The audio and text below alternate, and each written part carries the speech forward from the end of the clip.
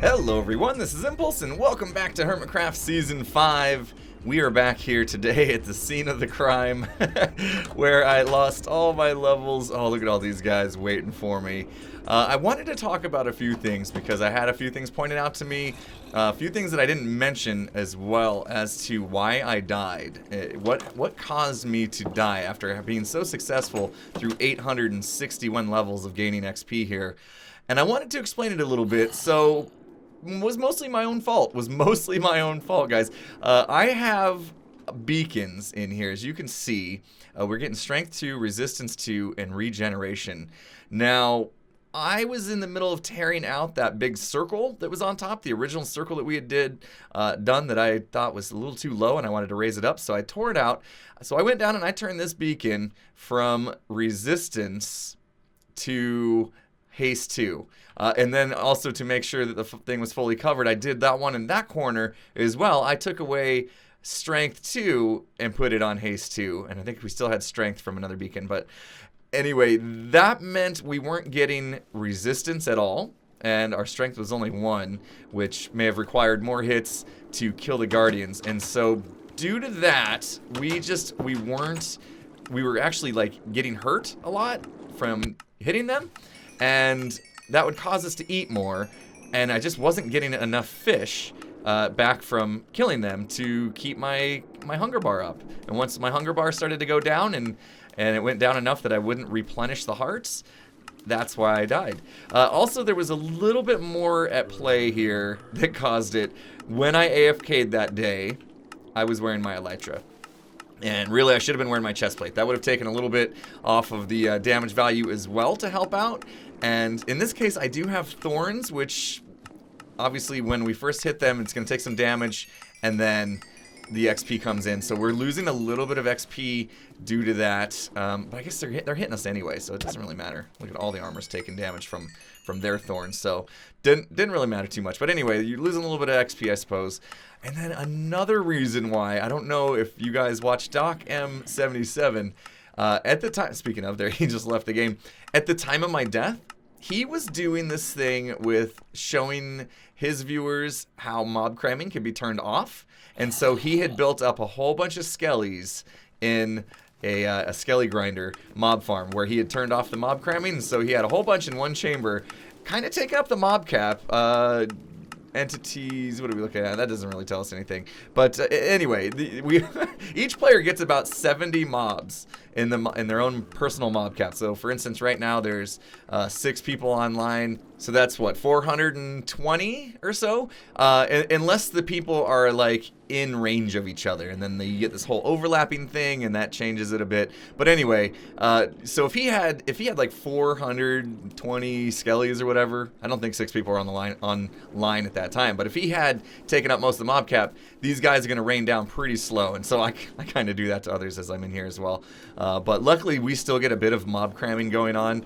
You can see, I think new ones coming in right now will die. Let's see if we can get another one falling, and then you'll see that little puff of smoke in here. It's so nice now that we kind of have all the guardian sounds turned down, which I'm going to talk about my texture pack as well in a minute. There we go. Here comes some new ones, and yeah, I think you saw that right there. You can barely see it, but as new ones come in, we're getting ones dying. So anyway, that's kind of what happened. That's why I lost my levels. I know a lot of you guys had questions on what happened and why that was, so I wanted to explain that a little bit. Also, somebody was saying, why don't you put hoppers under your spots? Because I mentioned Python had to come in and save my gear and all that kind of stuff.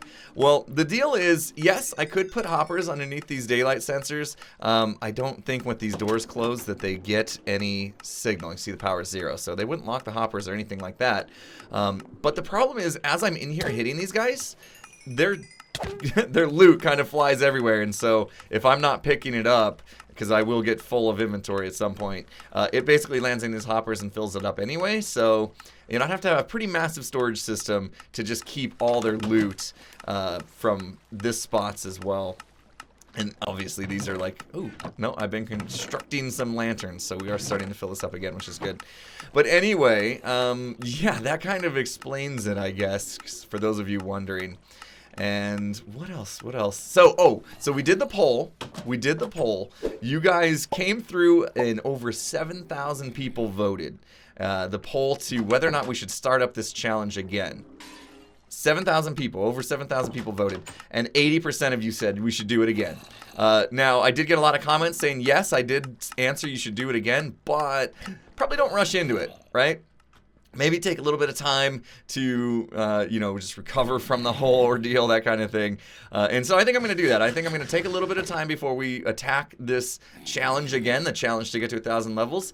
And then I'm going to make some modifications. Obviously, I'm not going to make the same dumb mistakes again. We'll make sure we have all the stuff going that we need to have going. But I think I'm also going to put in some more fail-safe systems before we do that. So there's that. The other thing, geez, so much to talk about today, guys. Sorry. We will get to projects, I swear. The other thing I wanted to talk about was I did promise you guys I would show you exactly or explain how I AFK. So I'm going to right now take my hands off my mouse, okay?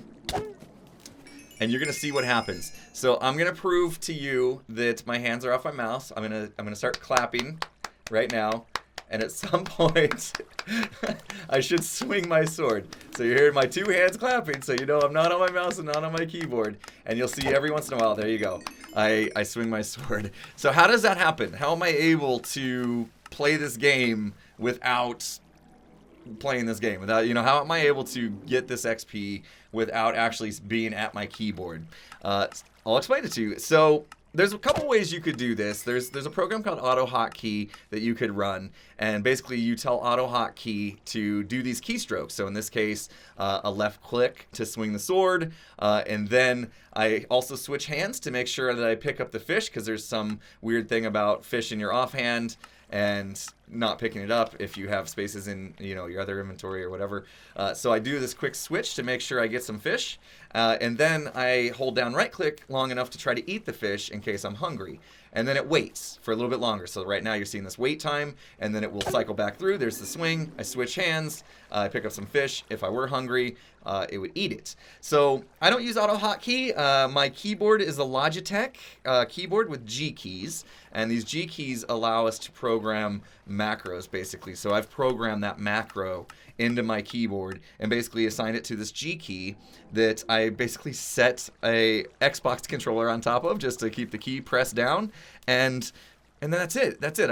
I leave it there. I walk away, and as you can see, the rates sometimes every once in a while when I swing, the rates aren't really good right now. We're not getting that many guardians in here. And so these rates, like I was talking about with the mob cap, with what happened with Doc M and having all those skeletons, these rates can slow down because other players are loading mobs and that kind of thing.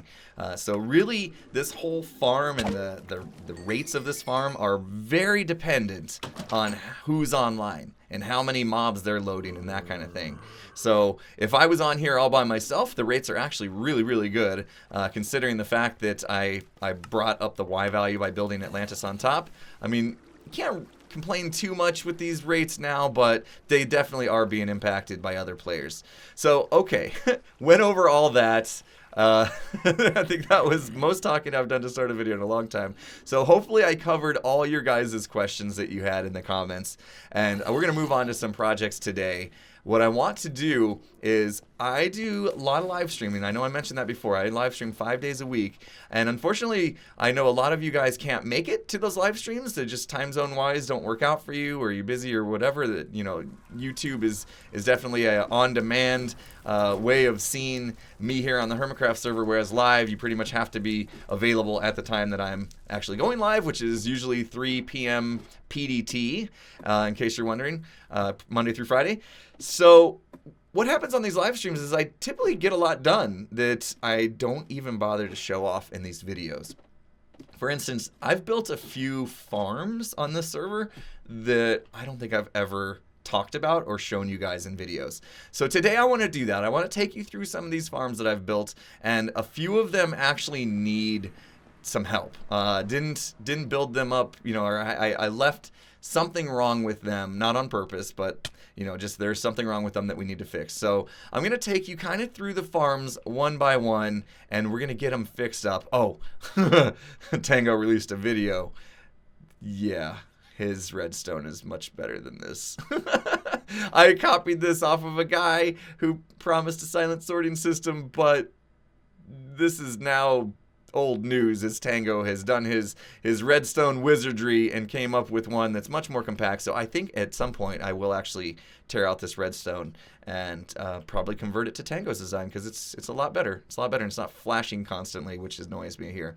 So anyway, all right guys, let's head over to the first farm I want to show you. All right, first stop is here at the Double Blaze Farm. That's right, you heard it. We have a double blaze farm here on the server, and probably most of you didn't know. And as you can see, I've even gotten some blaze heads out of the deal. Got 11 of them already. And this is something that Tango and I have actually been working on the live streams together. And we are using the whole concept of the AI of Blaze and having them pathfind their way into the chamber that we want to lead them to through, you know, just using their AI and their pathfinding to get them there. And it's pretty cool. This was a concept that Nemban MC, I know I've mentioned his name quite a few times this season, that he originally found and I used last season. But this time we found these two spawners pretty close to each other and decided to give it a go with two. And the results are pretty good. We are getting lots and lots of blaze rods. I'm trying to stay kind of away from this so that we don't turn the spawners on. And basically what we have here are solid blocks that these guys will see as they fall down. First thing we wanted to do was get them out of range of the spawner so they could just sit in this collection area without impacting the spawner's ability to spawn more. And then once they do that, they see, you know, they start searching for blocks. And I think that it's like a 10 by 10, so 10 out on each side and 7 up and down, that they'll start looking for blocks. So we had to kind of clear out some area just to get them to focus on the blocks that we choose. And that's what these are here, these bottom ones here. We got a big chunk in the center also to try to lead them there, and then bottom underneath. And I actually need to do more blocks today. We've only did 3 layers, and I think I can do 5. So I'm gonna add some more there, but also kind of made a mistake on where I have them doing their pathfinding. So they kind of get caught up in this corner a little bit. Also, I need to create some walkways for them to see so we can kind of lead them over even better. And yeah, right away we're gonna get some spawning. So I'll kind of demonstrate how this goes. I'll turn the sound down so you guys can see. You can see right away, this guy picked a spot over here. He thinks he can get to it because there was carpet in there. And yeah, don't worry about that carpet. We have fire spread turned off, so that carpet will be just fine. I think I'll get that fire turned off once I get up in there and do some magic. But yeah, this guy's gonna come over and see, this is what I'm talking about. Right here, I needed to actually move this path. This whole drop chamber needs to move out or closer to me by 1 block. So I'm going to do that today, and that's going to help kind of clean this thing up, I believe. Yeah, because these guys should be coming straight forward. But they do eventually find their way in and down, and then all we have to do is use our sweeping edge sword with some sharpness on it to get rid of these guys rather quickly. Of course, we got looting as well, so we're going to pick up even more blaze rods, which is awesome. So we just stand here and swing away, and as you can tell, yep, getting plenty of blaze rods. So this is obviously the fuel I've been using to get all my glass. So that big pillar of glass that we built last episode to hold up the city of Atlantis that we're pulling up from under the sea and rising to above the surface. All that was smelted thanks to these blaze rods. So plenty of blaze rods, you can see. But yeah, see this little issue here, these guys getting crammed in the corner. I want to fix that. And also will help with this side as well. And then I'm going to add another walkway that kind of goes along to give them even more spots to basically find. And so they think they can get to them. They think they can, they pick the spot to get to, and they look and they say, yeah, I can get to it. I just need to go through this way. And unfortunately, they don't realize that, yeah, you're not going to get through. You're going to fall and die to my sword. So, all right, let me clean this place up a little bit, and we'll see how much better it works.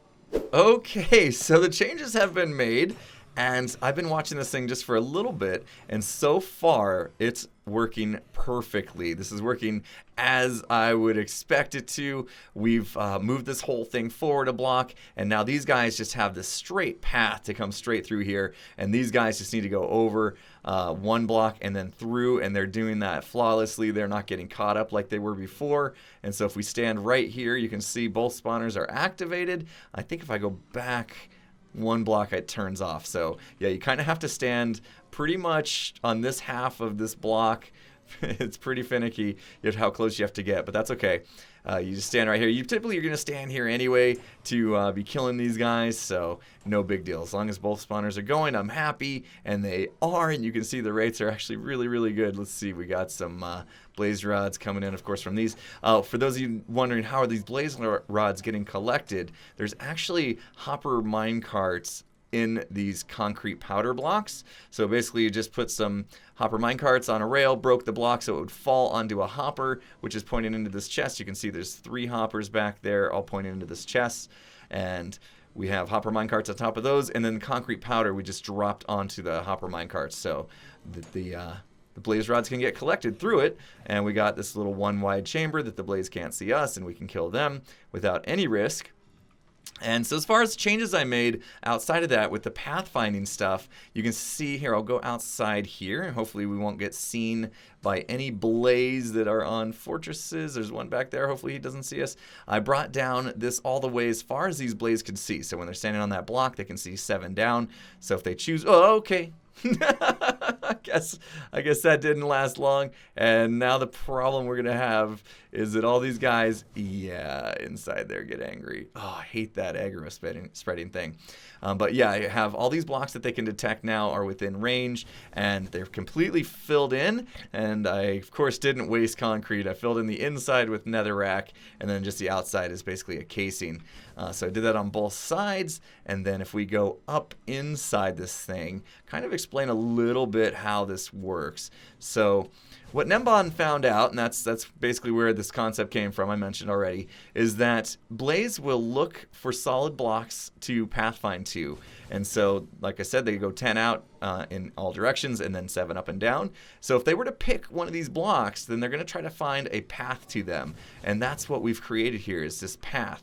So by using these trapdoor, they see this as something that they can travel across. These carpets, they see this as something they can go through.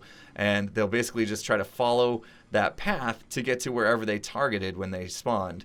And that's what's happening here. So say, for instance, this guy over here that I'm pointing at, he would probably pick a block, one of these blocks around him, and then say, okay, well, how do I get to that? Well, my path is to go through here and then down here to get there. Well, that's not going to happen because we cut them off, they fall through a hole, and I kill them instead.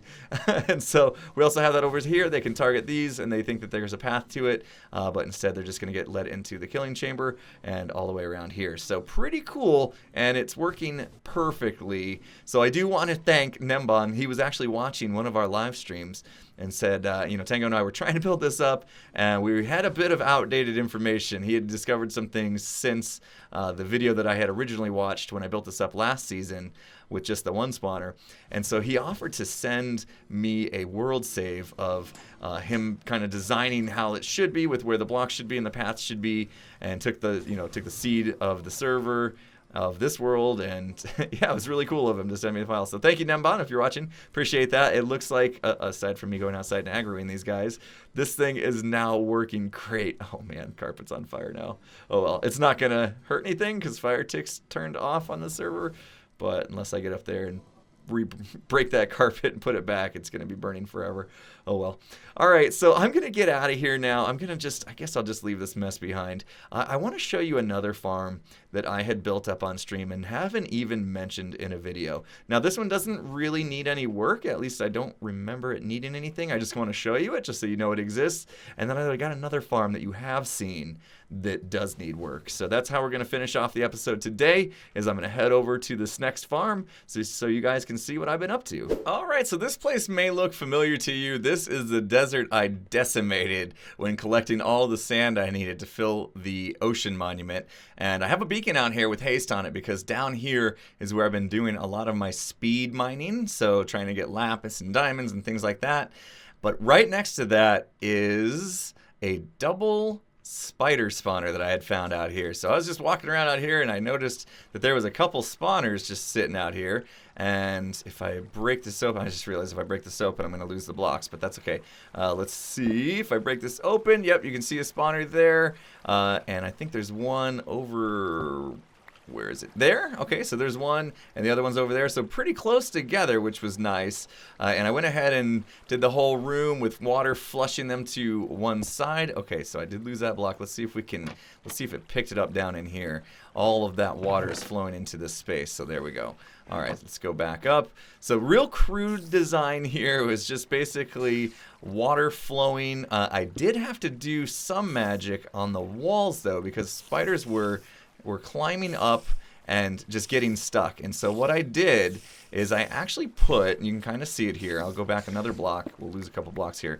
I actually put water up in the very corners. So if the spiders started trying to track me and they went up the wall, they would come up here and then they would get stuck. This guy's gonna come after me. But they'll eventually drown. So, you know, if they do decide to climb, they're not just lost there forever. This water will eventually kill them. They'll suffocate in it, or drown in it, I should say, and then their string will go down and get flushed into the hoppers, just like these blocks did, including the block that I just lost. So let's go down there. We got all the spiders hissing at us now, which is great. But yeah, I got a little string farm going on, and I haven't really needed string this season for anything, but it is kind of nice to have. You know, if I do need some wool or carpet or anything like that, I can just come to the string farm. I guess I've used some string for tripwire hooks and stuff like that in some of my other systems that I've done. But yeah, basically just come in here, close up shop, you're perfectly safe. I mean, there's nothing real special about this. We'll take a peek inside here, take a look at all these guys, so you get a little better chance to see the room. As they flush in here, they're going to, of course, try to climb up, and apparently can hit me through that gap, and then they'll die in this water here. So it's a drowning system. I didn't want to use lava or anything like that, because typically you end up losing drops. So I went with the drowning method. You can see they're just drowning up in there, and there's strings falling, and look at how many get cranking out of this thing since we got 2 spawners. So it's one thing that's been nice this season, having all the dungeons kind of cranked to 100%, is that situations like this are pretty common, where you can get 2 spawners together of the same type and really just double your drops that you're going to get out of it, which has been great. So yeah, that's really all I had to show you here. You can see the string is flowing in very nicely. We'll just leave that behind. No idea what I'm going to do with all these spider eyes. They're really not useful. What is it, potions of weakness or something? Don't really need them. Anyway. So yeah, I did want to just show you that, and of course now it's nighttime, so we're going to have to make our way back to our portal, and oh my goodness, that place was loud. The problem with this desert is at night, it is just terrifying. There are mobs everywhere. This is one of the areas where when I was doing the sand digging, I got creepered the most. I think there's like 3 or 4 creeper holes from different places where I had moved the bed. Yeah, 1, 2, 3. Because I would sleep in the bed and a creeper would just come up on me. And yeah, sleeping in a bed out in the open in the desert, not a good idea at night. Nope, not a good idea at all. So I'm going to go to our next destination, and it's a place that is fairly close, and you guys have seen this one, and that is the squid farm. So I did actually build the squid farm in the same desert as the one I was just showing you, but a little further out, because I wanted to get away from any big bodies of water other than the little rivers that were nearby. And where do we gotta go? Okay, we gotta go this way, and I'll kind of show you where it is. I don't usually travel on camera, but I want to show you guys just so you have an idea of where it is in relationship to all this. So that was, of course, the desert. This is, of course, the double blaze farm. And then if we go this way, I dug a little path to get out to the ink farm, and that's where we're heading. So we'll come through here. Ooh, I need to collect that nether quartz. I am in dire need of nether quartz. I'm hearing some mobs, and we'll come out here. And this is pretty much gas territory once we step out into these spots. Pretty much almost every time I can speak, I've come through here. We've got gas always attacking me. And you got a nice view of the backside of the double blaze farm from here, which doesn't particularly look too good, but that's okay. It's kind of cool that you can see it from here. But we'll go through here, and this will lead us directly to the AFK area for the squid farm, our ink farm here, which I did AFK a little bit the other night. I got kicked from the server because apparently there's a ravine nearby that a whole bunch of mobs built up in, and Azuma kicked me from the server because I was just basically taking up the entire mob cap because I left myself here for a few hours. So anyway, I probably have to go and light up. I think he said it was a ravine nearby that I need to light up, which we've seen when I built this guy up. looks like, yeah, there's not going to be any squid spawning. I'm sure they're all in ocean areas around these guys that are on the server at the moment. But I do want to fix something here that's been bugging me. In fact, let's take a look. Let's go inside here. I don't think anything bad's going to happen to us. So if we remember how I made this, in fact, we need to go to the top. But we had like the little plus sign, just like the Guardian farm. And I had water running, assuming that water would flush and push the squid, and they don't. Squid kind of have their own behavior. Their AI just tells them to randomly pick a direction and go, and water currents do not affect that at all. So instead of just doing 4 water currents, instead what I think I'm gonna do is I'm gonna take the water out completely so that they'll fall and suffocate, right? Because they won't be in water. And then every once in a while, I'm just going to release water to flush the ink off of the platforms. So, you know, at least every 5 minutes, I can have water come out and send it back down here so it can get a chance to get it down here before it despawns. And then that way it doesn't matter what happens. They won't be falling to their death, of course, so that might slow things down a little bit, but it's better than them just hanging out in the water currents. At least eventually they will die. So, okay. That's what I'm going to do. I got to hook up like a little clock and flushing system. And of course, I came unprepared. I didn't even look to see what I have left here. Yeah, of course. I don't have any redstone or anything. So totally came unprepared. I'm going to have to run back to my base, get some redstones. We're going to have to do some probably hopper timers and dispensers for the water and things like that. So I'll grab that stuff and we'll come back and we'll hook it up. All right, so we've got some redstone in now. And what we are doing is basically having dispensers disperse water every once in a while just to kick items. Oh, use that brick. Just to kick the items off of the ice there. So you see the water goes out, and then a couple ticks later, gets sucked right back in, and that's what all this is doing. So we have the clock here that controls how often that happens. Right now I got it on a pretty short delay just so I can demonstrate to you guys, but I'm going to add in some more items into these hoppers, and so it's going to fire less often.